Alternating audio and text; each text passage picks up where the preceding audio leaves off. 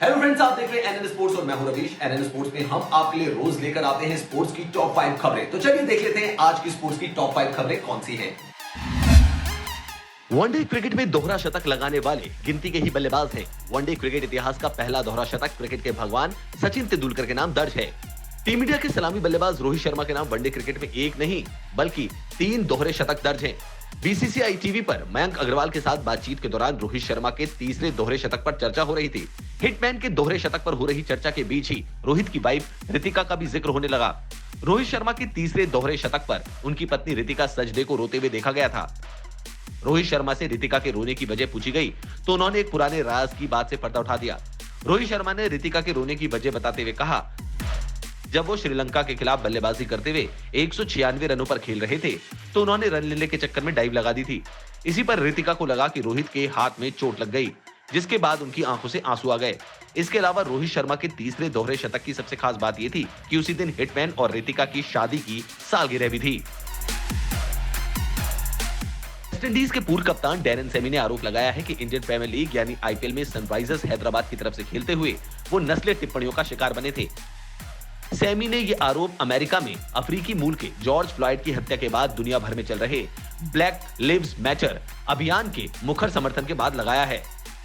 West Indies के पूर्व कप्तान डैरेन सेमी ने शनिवार को अपने इंस्टाग्राम पेज पर लिखा, मुझे अभी पता चला है कि कालू का मतलब क्या होता है। जब मैं आईपीएल में सनराइजर्स के लिए खेलता था तो वो मुझे और तिसारा परेरा को इस नाम से बुलाते थे। मुझे लगता था कि इसका मतलब मजबूत इंसान से है। मेरी पिछली पोस्ट से मुझे कल अलग बात पता चली और मैं गुस्से में हूँ। उन्होंने ये नहीं बताया कि उनके खिलाफ कब और किसने ये टिप्पणी की थी। पूर्व कप्तान डैरेन सेमी ने अंतर्राष्ट्रीय क्रिकेट परिषद यानी आईसीसी से नस्लवाद के खिलाफ कड़ा कदम उठाने का आग्रह किया, जो कि भद्रजनों के खेल में मौजूद है। उन्होंने अपने पिछले ट्वीट में कहा, आईसीसी और अन्य बोर्ड, क्या आपको नहीं दिख रहा कि मुझ जैसे लोगों के साथ क्या हो रहा है? क्या आप मुझ जैसे लोगों के खिलाफ हो रहे सामाजिक अन्याय के खिलाफ नहीं बोलने वाले हो? ये केवल अमेरिका से जुड़ा मसला नहीं है। हार्दिक पांड्या ने अपनी आईपीएल टीम मुंबई इंडियंस के कप्तान रोहित शर्मा की तारीफ की है। हार्दिक पांड्या मुंबई इंडियंस में 2015 से रोहित शर्मा की कप्तानी में खेल रहे हैं और 3 बार इंडियन प्रीमियर लीग का खिताब भी जीत चुके हैं। फ्रेंचाइजी ने हार्दिक पांड्या के हवाले से लिखा, मैंने हमेशा रोहित शर्मा के साथ खेलने का लुत्फ उठाया है और वो शानदार कप्तान रहे हैं। हम दोनों मैच के बारे में ज्यादा बात नहीं करते हैं, लेकिन मैंने उनकी कप्तानी में अपने बेस्ट साल बिताए हैं। ऑलराउंडर हार्दिक पांड्या ने साथ ही कहा कि स्टार तेज गेंदबाज जसप्रीत बुमराह अलग तरह के इंसान हैं। उन्होंने कहा, वो शांत रहने वाले और काफी जानकारी रखने वाले इंसान हैं। जसप्रीत बुमराह वो शख्स हैं जिनके साथ मुझे रहना पसंद है। हम दोनों ने एक साथ सफलता का लुत्फ लिया है और सफलता को साझा भी किया है। ये दोनों भारतीय टीम में भी एक साथ खेलते हैं। मुंबई के लिए भी इन दोनों ने आईपीएल में लगातार कई शानदार प्रदर्शन किए हैं। दिग्गज भारतीय बल्लेबाज सचिन तेंदुलकर ने दक्षिण अफ्रीका के पूर्व राष्ट्रपति नेल्सन मंडेला के शब्दों को कोट करते हुए शनिवार को कहा कि खेल में दुनिया बदलने की ताकत है। सचिन तेंदुलकर ने आईसीसी और लॉरेंस स्पोर्ट्स को टैग करते हुए ट्विटर पर एक वीडियो शेयर किया। ये वीडियो इंग्लैंड और न्यूजीलैंड के बीच 2019 वर्ल्ड कप फाइनल का है, जिसमें इंग्लैंड के तेज गेंदबाज जोफ्रा आर्चर अंतिम गेंद डालते हुए दिखाई दे रहे हैं और इसके बाद इंग्लैंड जीत जाता है। सचिन ने वीडियो के साथ कैप्शन में लिखा, नेल्सन मंडेला ने कहा था, खेल में दुनिया को बदलने की ताकत है। ये दुनिया को एक तरह से एकजुट करने की शक्ति रखता है, जो बहुत कम लोग करते हैं। बुद्धिमानी के शब्द। सचिन का ये वीडियो अमेरिका में पुलिस हिरासत में मारे गए अश्वेत नागरिक जॉर्ज फ्लॉयड के संदर्भ में है। सचिन वीडियो के माध्यम से बताना चाहते हैं कि किस तरह सबने मिलकर इंग्लैंड को चैंपियन बनाया था।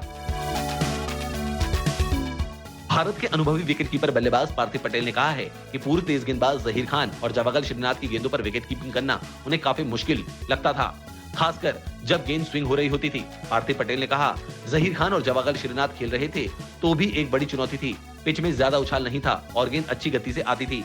भारत में आपको विदेशों के मुकाबले विकेट के ज्यादा करीब खड़ा होना पड़ता है, तो मैंने ये सीखा कि जब गेंद रिवर्स स्विंग हो रही हो तो आपको कहां खड़े होना है। उन्होंने साथ ही कहा कि दिग्गज लेग स्पिनर अनिल कुंबले और ऑफ स्पिनर हरभजन सिंह के सामने भी विकेट कीपिंग करना उनके लिए चुनौती थी। पार्थिव पटेल ने कहा, निश्चित रूप से ये एक बड़ी चुनौती थी क्योंकि आम स्पिनर्स की तुलना में उनकी गति ज्यादा थी, लेकिन गति से कहीं ज्यादा चुनौतीपूर्ण उनकी उछाल थी, खासकर तब जब वो चेन्नई और मुंबई में खेलते थे। तो हमने आपको बताया स्पोर्ट्स की टॉप 5 खबरें और ज्यादा जानकारी के लिए आप हमारे YouTube sports channel NN sports को सब्सक्राइब कर सकते हैं।